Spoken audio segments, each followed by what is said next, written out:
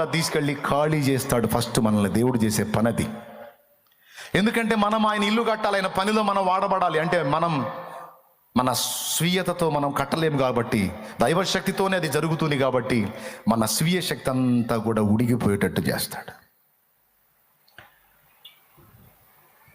ఈరోజు ఒకవేళ నిన్ను ఆ దిశగా దేవుడు నడిపిస్తూ ఉంటే, అలా నిన్ను పిండుతున్న అనుభవంలో నువ్వు ఉంటే భయపడొద్దు. ఎందుకు పిండుతున్నాడో తెలుసుకో. ఎందుకు నీ పాత్రను ఖాళీ చేస్తున్నాడో తెలుసుకో. ఎందుకు ఖాళీ చేస్తున్నాడంటే నీలో క్రొత్తదైన నూనె నింపటానికి. నిన్నెందుకు మళ్ళా పిండుతున్నా అంటే మళ్ళా నూతన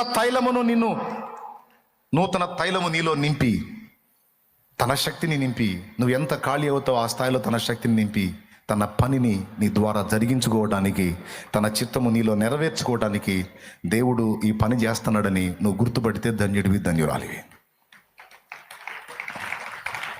నేను పర్వాలేదు అన్న స్థాయి నువ్వు దేవుని మీద విశ్వాసం ఉంచలేవు. ఏ కాడికి నువ్వే ట్రై చేస్తుంటావు. ఎప్పుడైతే నీ మీద నీకున్న విశ్వాసం విరిగిపోయిద్దో ఇంకా గతి లేదు, ఇక దేవుని మీదే విశ్వాసం ఉంచాలి. మరి ఆ స్థితికి ఒక పట్టాన నువ్వు నేను వస్తామా? మన తెలివి మీద, మన జ్ఞానం మీద, మన విద్య మీద, మన చురుకుదనం మీద, మన నైపుణ్యం మీద మనకెంత నమ్మకమో. అప్పుడప్పుడు చాలాసార్లు ఇతరులతో కూడా డైలాగులు వేసాం, నేను మామూలు దాన్ని కాదు.